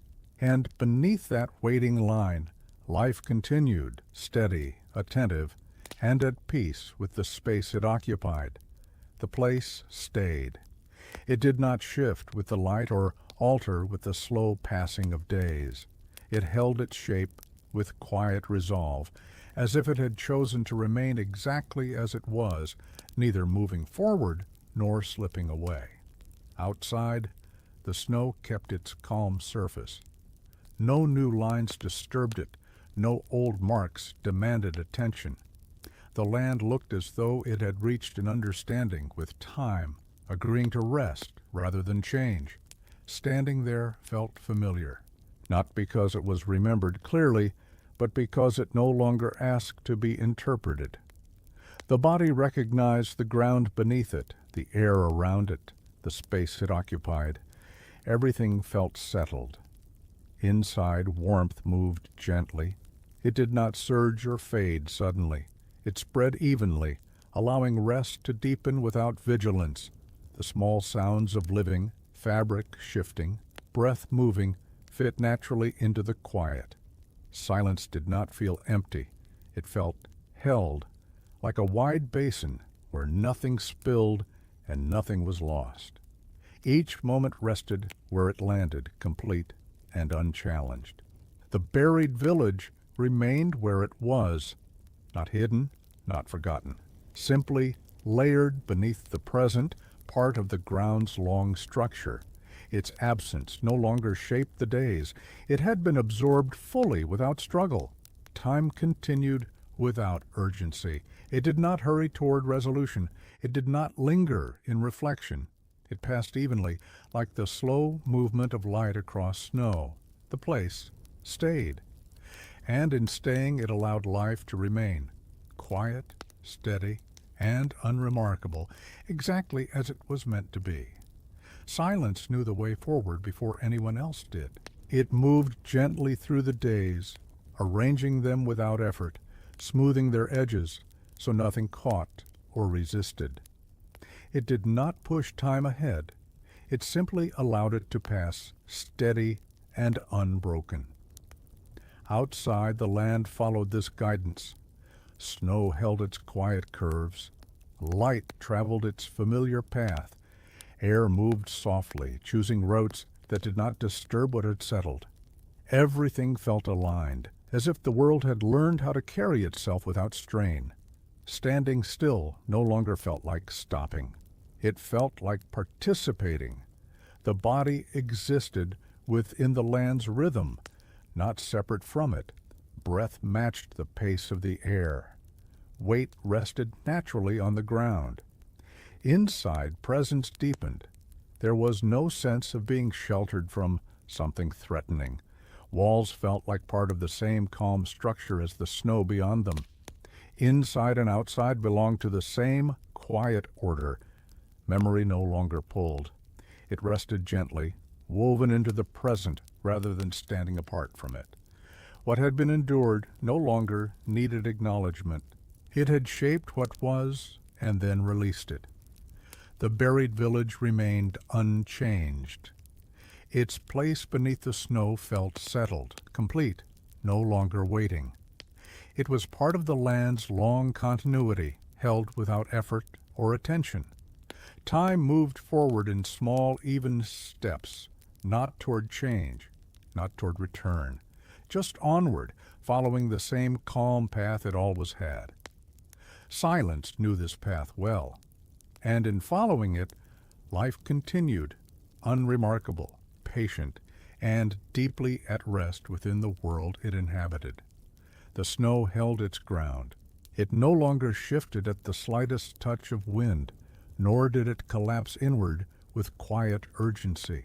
It rested as it was, layered and settled, as though it had reached an understanding with gravity and time. Outside, the land felt dependable. Each step met resistance that was calm and predictable. The ground no longer surprised. It carried weight evenly, allowing balance to come without thought.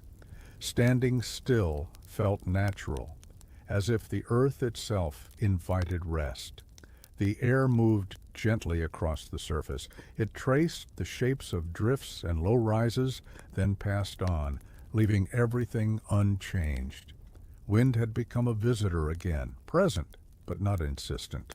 Inside, the sense of safety deepened, not because danger had gone, but because the relationship with it had changed. Cold, silence, and distance were no longer adversaries. They were conditions, understood and accepted. Sound remained sparse, a soft settling beneath the snow, the faint movement of air along a wall. These sounds carried no urgency. They existed briefly, then returned to quiet without consequence. The buried village remained where it lay. Its outline did not reappear. It did not sink further. It stayed, held in place by the same patience that now defined the land above it. Time moved evenly. There was no sense of approaching an end or beginning. The present felt complete enough to stand on its own, needing nothing beyond itself. The snow continued to hold its ground, and in doing so, it held everything else as well: memory, presence, and the quiet continuation of life, steady and unbroken beneath the wide, waiting sky.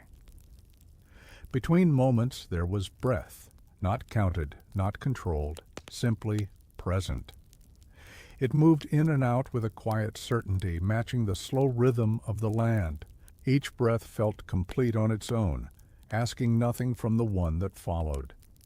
Outside, the world paused gently, not frozen, not waiting, just resting. Snow held its shape. Light touched the ground without urgency. Air passed through open space and returned again, unchanged by the journey. Standing still felt effortless. There was no sense of time slipping away or gathering ahead. The body remained where it was, supported by ground that no longer shifted beneath thought or fear. Inside, stillness deepened its calm. The smallest movements, turning, reaching, settling, fit naturally into the quiet. Nothing felt out of place. Nothing needed adjustment. Sound existed only when it wished to. A faint settling of snow, the soft exhale of breath. Then silence again, wide and unbroken. The buried village remained beneath everything. It did not pull attention downward. It did not rise into thought. It rested where it had been placed, complete and undisturbed, part of the land's deep structure. Time passed in the spaces between moments, not measured, not marked, just carried forward gently, like light moving across snow without leaving a trace. The breath continued, and with it life moved on, quietly, steadily, and fully present in the space between what had been and what would come next. The world did not rush. It unfolded at the pace it had chosen, slow and unforced, as if time itself had learned to move without urgency. Nothing arrived suddenly, nothing left without notice. Each moment rested fully before giving way to the next. Outside, the land remained open and calm. Snow lay unbroken, its surface steady and patient. Light moved across it without hurry, tracing paths that felt familiar even when they were newly noticed. The sky watched quietly, wide and unchanged. Standing there required no decision.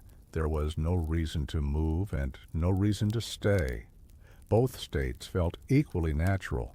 The body existed comfortably within the space it occupied, neither braced nor drifting. Inside, the quiet held everything gently. There was no sense of waiting for sound or change. Silence did not suggest absence. It suggested completion. Each room felt finished in itself, needing nothing added or taken away. Memory rested lightly. It no longer shaped the present or pulled it backward. It lay beneath awareness like a second ground, supportive but unseen, allowing attention to remain where it was. The buried village remained still. It was no longer thought of as something beneath the snow, but as something within the land, absorbed, settled, and complete. And its story had not ended. It had simply become part of the ground's long patience. Time continued forward without insistence. It did not count itself. It did not announce progress. It moved as quietly as breath, as steadily as light crossing snow. The world did not rush, and in that unhurried movement, life continued, balanced, present, and deeply at ease within the wide, enduring silence. What remained was not something that could be counted. It was not stored or measured, and it could not be named without losing its shape. It existed quietly, like the weight of stillness in the air, like the certainty of ground beneath snow.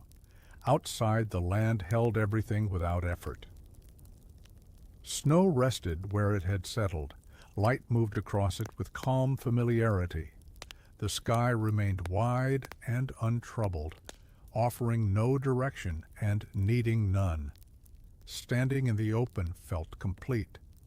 There was no sense of leaving something behind by being there. Presence did not cost anything. It simply existed, accepted by the land as naturally as snow or wind. Inside, warmth and quiet shared the same space. Neither dominated, neither withdrew. They balanced each other gently, creating a place where rest came easily and thought moved without resistance. Sound appeared briefly, then dissolved. A soft shift, a quiet breath, then silence again, wide and unchanged. The buried village rested within the ground. It was no longer remembered as loss or survival. It had become part of what remained, layered beneath the present, held without judgment or longing. Its story continued silently, no longer separate from the land itself. Time passed without marking itself. Moments did not gather into memory or stretch toward expectation. They arrived whole and left quietly, leaving nothing behind to carry. What remained was enough, not because nothing had been taken, but because what stayed no longer needed to be held tightly.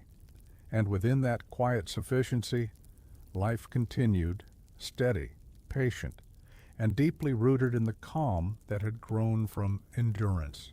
The land keeps stories without telling them. It does not repeat them aloud or shape them into lessons. It holds them quietly, layered beneath snow and stone, beneath the slow movement of air and light. What happened remains present without needing to be remembered. Outside, the ground carried this weight effortlessly. Snow rested above everything that had come before, paths, walls, footsteps, voices, pressing them gently into stillness. Nothing was erased. Nothing was displayed. It was all held the same way, Standing there felt like standing inside time itself, not at its beginning or end, but within its long middle, where moments pass without announcement, and meaning settles slowly on its own. Inside, the quiet deepened in a way that felt final, but not closed. There was no sense of waiting for something else to arrive. What existed was enough to fill the space it occupied. Warmth, breath, presence. These were not temporary conditions anymore. They belonged. Sound appeared rarely now. A faint movement, a brief settling, then nothing again. Silence returned smoothly, without leaving an echo behind. It felt practiced, comfortable with its own shape. The buried village rested completely, its outline no longer pressed into thought. It was not hidden or revealed. It simply was, part of the land's structure, inseparable from it. Time moved on quietly. It did not gather itself into memory or push toward the future. It flowed evenly like snow drifting across a level field, leaving no trace of urgency behind. The land kept its stories, not to teach them, not to preserve them, just to hold them patiently and without end, beneath the wide and indifferent sky. The snow line became a boundary without being drawn. It did not rise or fall. It simply settled into place, a quiet agreement between ground and sky. Everything above it belonged to the present breath of the land. Everything beneath it belonged to time. Outside, the boundary felt gentle. It did not separate what was living from what was lost. It separated motion from rest. Snow above remained responsive, listening, shifting slightly when touched. Beneath it, the ground held still, complete and undisturbed. Standing near that boundary brought no heaviness. There was no sense of crossing into something forbidden or sacred. The body recognized the line instinctively and stayed where it belonged, without fear or longing. Inside, attention stayed close. The world no longer invited wide thought. It offered nearness instead, warmth within reach, quiet within walls, breath moving steadily in shared space. This closeness felt sufficient. Sound respected the boundary. What happened above the snow line traveled softly and briefly. What lay beneath did not answer. Silence there was deeper, not empty, but settled beyond disturbance. The buried village remained untouched. It did not drift further into memory, nor did it return to awareness. It existed exactly where it was, held firmly in the land's long patience. Time honored this boundary as well. Moments above moved gently forward. What lay below remained still. Neither state felt incomplete. Both belonged to the same continuous world. The snow line stayed, and in staying, it allowed life to continue lightly above it, while everything beneath rested fully, unchanging, untroubled, and complete. Evening arrived without signaling its approach. Light did not fade suddenly. It loosened, thinning gradually, settling into the snow as if it had always intended to rest there. The sky softened rather than darkened, holding a quiet tone that felt familiar instead of final. Outside, the land accepted this change calmly. Snow reflected what little light remained, not brightly, but evenly.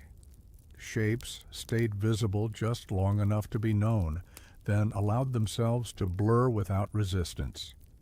Nothing disappeared abruptly. Standing in the open felt like arriving rather than leaving. There was no sense of the day ending. It felt more like the world easing into a deeper state of itself, one that required less attention and offered more rest. Inside, warmth gathered naturally. It did not need tending at that hour. It lingered where it belonged, spreading gently, holding space for stillness. Movement slowed without effort. The body followed the tone of the light. Sound became rare again, not absent, just unnecessary. Even the smallest movements seemed content to remain unexpressed. Silence filled the space without pressing against it. The buried village rested beneath the snow line. It did not feel distant in the evening light. It felt close in a way that did not demand memory. Its presence was steady, complete, and unchanging. Time softened. Moments no longer felt distinct. They flowed into one another quietly, creating a sense of arrival rather than passage. Nothing waited beyond this hour. Nothing needed to. Evening settled fully, and in that gentle settling the world felt whole, held together by snow, silence, and the calm understanding that everything was exactly where it needed to be. The story found a place to rest, not an ending shaped by conclusion, but a settling shaped by completeness. Everything that needed to be held had already been taken in by the land, pressed gently into snow and time, layered until it no longer asked to be named. Outside, the night arrived without darkness. It deepened softly, the sky lowering its voice rather than closing its eyes. Snow carried what light remained, spreading it thin and even, so nothing felt hidden or lost. Standing there felt familiar, not because the place was remembered clearly, but because it no longer asked anything in return. The ground held steady. The air moved quietly. Presence fit without effort. Inside, rest came easily. Not the rest that follows exhaustion, but the rest that follows understanding. Breath slowed, muscles released. Thought loosened its grip and drifted without direction. Silence widened one last time. It did not deepen or fade. It simply stayed, complete in its own shape, carrying everything that had passed through it and asking nothing more. The buried village rested fully now, not as a memory, not as a warning, not as a story to be told again. It had become part of the land's long stillness, inseparable from the ground that held it.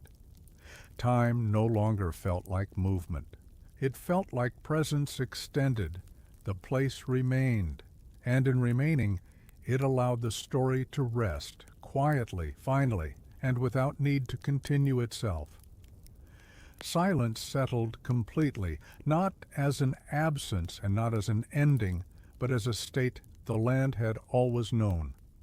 Snow lay still across the villages, across the paths that once connected them, across the roofs and doorways that had learned how to rest beneath its weight. Nothing resisted. Nothing reached upward. Everything had found its place. The wind moved only when it wished to. When it did, it passed gently over the snow, leaving no mark behind. The air carried no urgency, no warning. It simply existed, wide and calm, beneath the pale sky. Light faded into the snow rather than away from it.